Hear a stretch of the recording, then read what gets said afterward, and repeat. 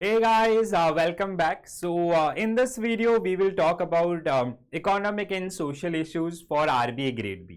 तो दोस्तों जैसे आप जानते हैं RBI Grade B का शॉर्ट नोटिस ऑलरेडी रिलीज हो चुका है। तो मोस्ट प्रॉब्ली 9th मई से आपका जो फॉर्म फिलिंग है एज पर दी शॉर्ट नोटिस जो कि स्टार्ट हो जाएगा एंड 9 जुलाई जो कि फेज 1 का एग्जामिनेशन होगा। तो फेज 1 के जस्ट 20-25 डेज के बाद आपको फेज 2 का पेपर फेस करना होगा। फेज 2 के अंदर आपके 3 सब्जेक्ट होते हैं, जैसे कि इससे पहले वाले वीडियो में हम लोगों ने डिटेल में डिस्कस भी किया। तो उनमें एक सब्जेक्ट है आपका इकोनॉमिक एंड सोशल इश्यूज।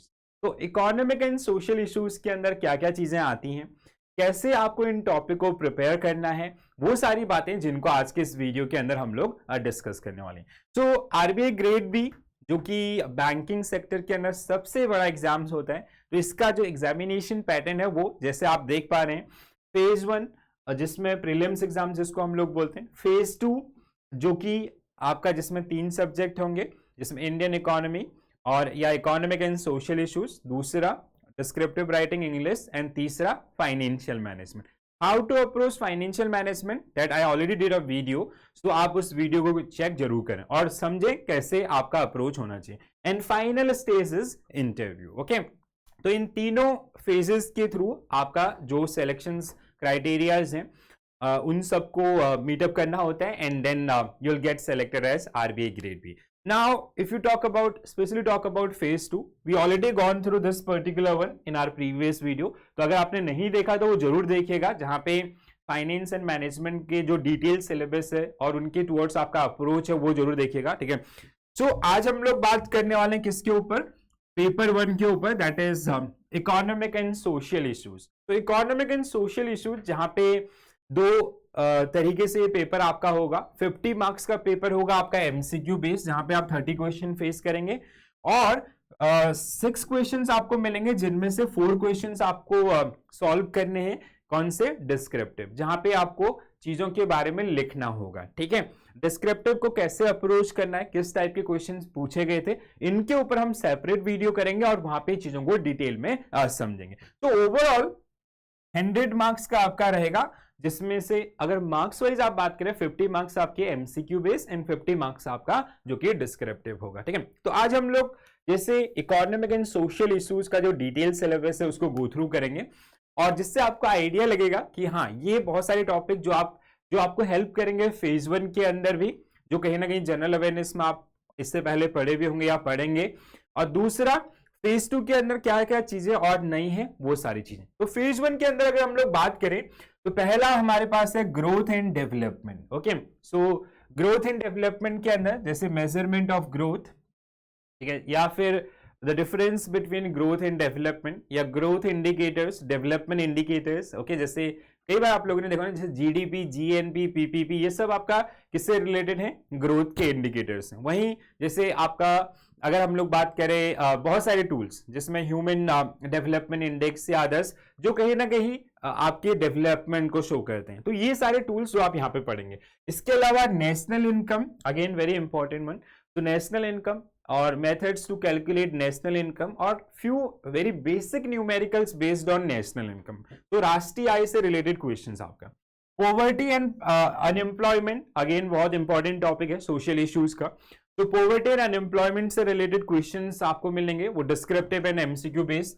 इसके अलावा sustainable development and environmental issues, जहां पे सस्टेनेबल डेवलपमेंट गोल और क्लाइमेट चेंज या अदर जो भी एनवायरमेंटल इश्यूज हैं जिनको आप लोग फेस करेंगे, ठीक है, या जिनके बारे में आप स्टडी करेंगे। Now if you talk about Indian economy, so ये पार्ट सबसे इजी पड़ जाता है कैंडिडेट को, because they already gone through these particular one in GA section। जब आप जनरल अवेयरनेस पढ़ेंगे तो वहां पे जब आप बैंकिंग अवेयरनेस पढ़ेंगे तो उसमें आपने ये बहुत बार पढ़े होंगे, या अगर let's say if you are working with some bank तो आपने जब एग्जाम क्लियर किया वहां पे भी पढ़े होंगे, या अगर आप प्रिपरेशन करें बैंक एग्जामिनेशंस की तो वहां पे भी आपको ये हेल्प करने वाले हैं। ठीक है, तो जिसमें इंडियन इकोनॉमी का बेसिक हिस्ट्री है, monetary policy, fiscal policy, economic survey, union budget, money market, capital market, इसके अलावा Indian banking system, RBI, public finance, इसके अलावा industrial development. Now one more thing guys, GA के अंदर तो आपको ये रहेंगे प्लस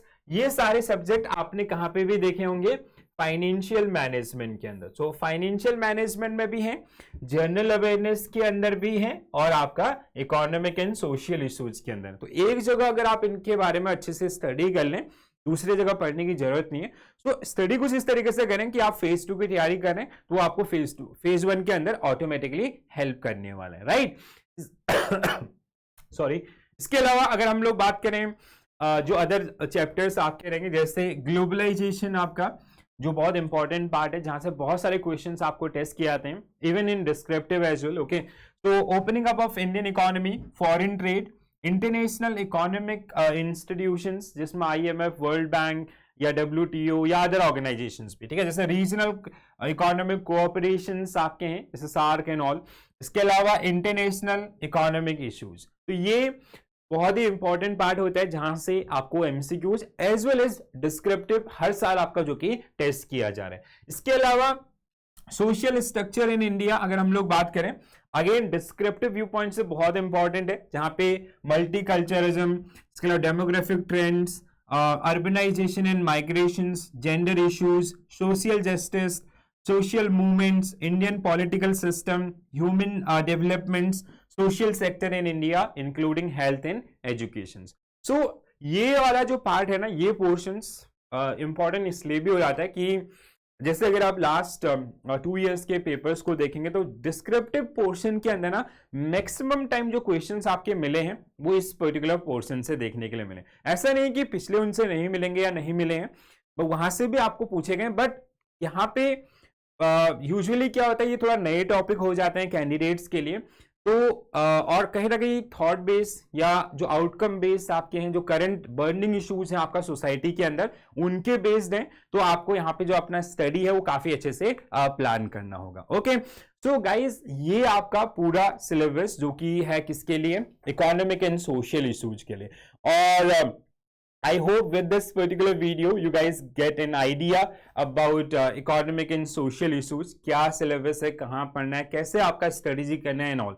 आने वाले समय में हम लोग डिस्क्रिप्टिव पार्ट के ऊपर भी बहुत सारे वीडियोस करेंगे, कैसे क्वेश्चन पूछे गए थे, कैसे आपका राइटिंग होना चाहिए एंड ऑल।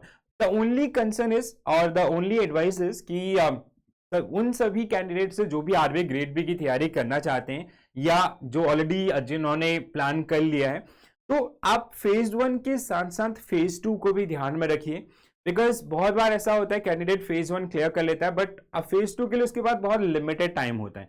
तो जो भी सिलेक्टेड कैंडिडेट्स हैं, अगर आप उनकी स्ट्रेटेजी को देखेंगे तो वो हमेशा फेज 1 फेज 2 को ध्यान साथ में लेके चलते हैं, और जो कहीं ना कहीं उनके सिलेक्शन में काफी ज्यादा मदद करती है, राइट।